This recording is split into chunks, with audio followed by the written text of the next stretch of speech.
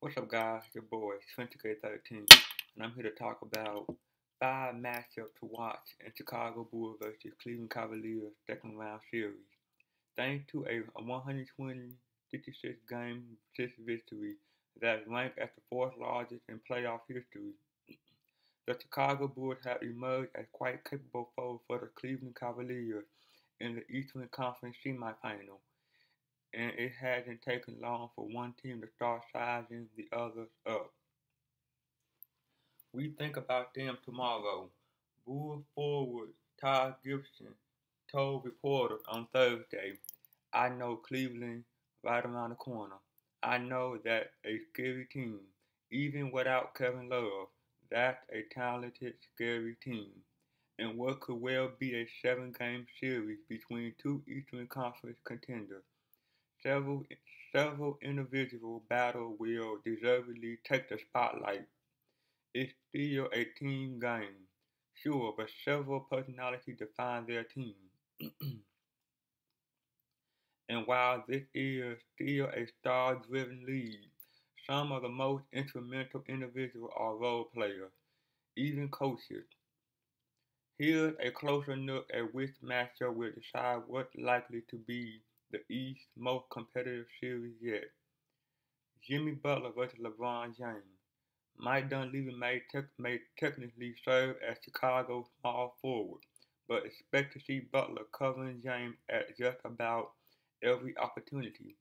He's a stronger and more mobile defender, easily the Bulls' best hope to at least slow James down and at times perhaps make him more of a passer than a scorer.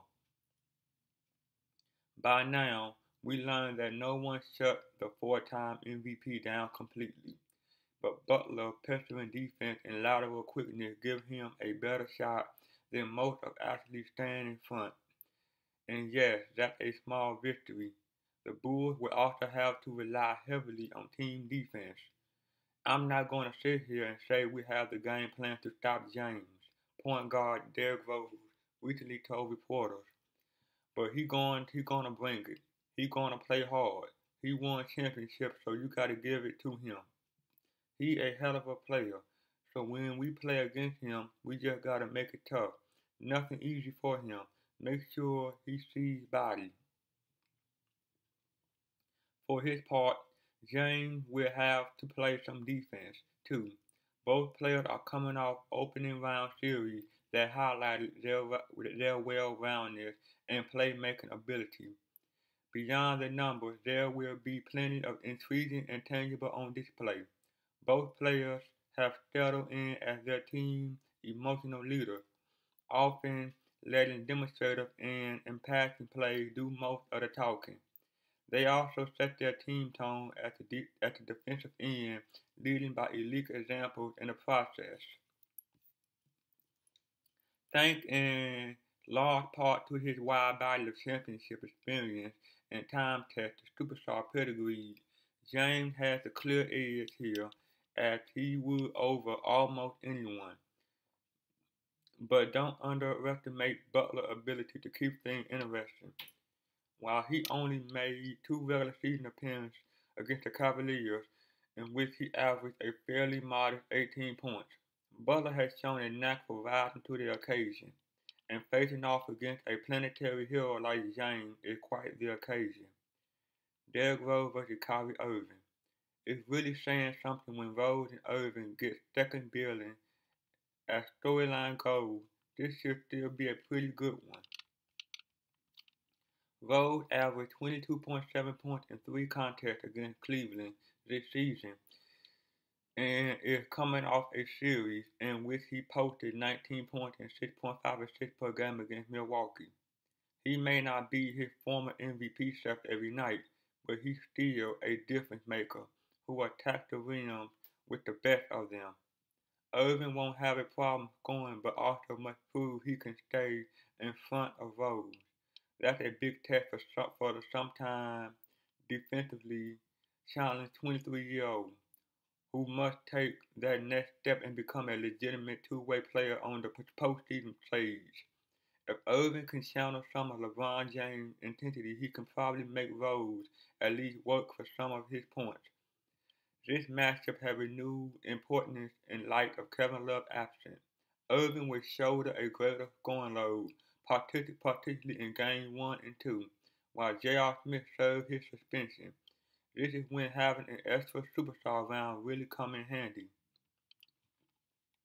The fourth-year pro made 48% of his three-point attempt against the Boston Celtics in the first round, averaging 23.3 points per contest after a 30-point game one.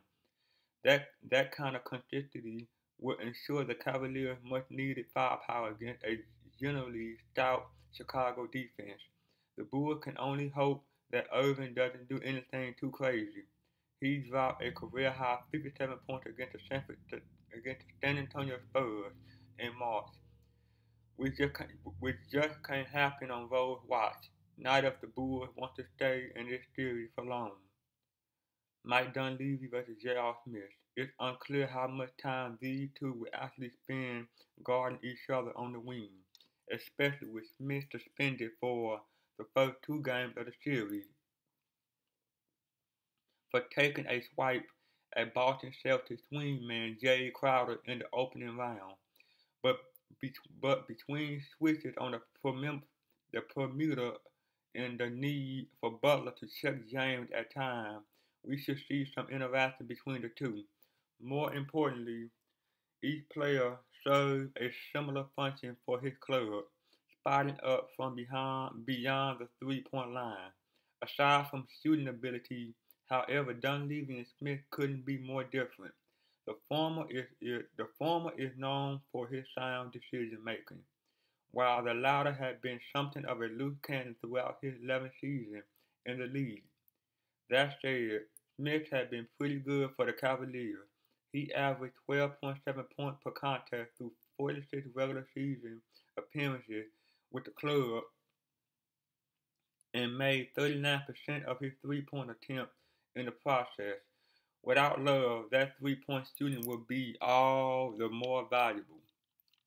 This is likely to be a long series, so expect to see plenty of Smith despite the suspension. He be needed down the stretch. Chicago deep front court versus Tristan Thompson. The Bulls' biggest advantage will be their inside presence, especially against a rotation missing Love. Joakim Noah, Paul Gasol, and Ty Gibson may be the best interior rotation in the game, and the Cavaliers are at a severe deficit, all the more so after losing center Anderson Varejao in December. Timothy Malgau will play important minutes in the middle, but the real test and opportunity belong to Tristan Thompson. Whether he starts in Love place or maintains his role off the bench, Thompson could be Cleveland's best hope of mitigating the Bulls' size advantage. He's a relentless offensive rebounder and has a big enough body to defend in the post. Make no mistake, Chicago may well stay in this series on account of post play, but Thompson the kind of underrated player who could make a name for himself in this series. Tom Thibodeau versus David Black.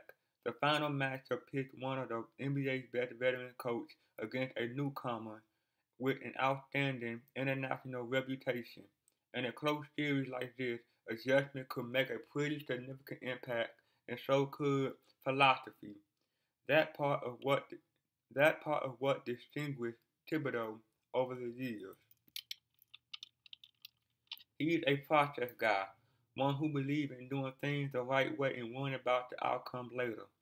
His team are consistently good on the defensive end, though slightly less so this season, and few clubs can grind out wins like these Bulls. Coming off a historically lopsided win on Thursday, it appears Thibodeau's philosophy is working. Yahoo Sports' Dan Devine described the contest apply.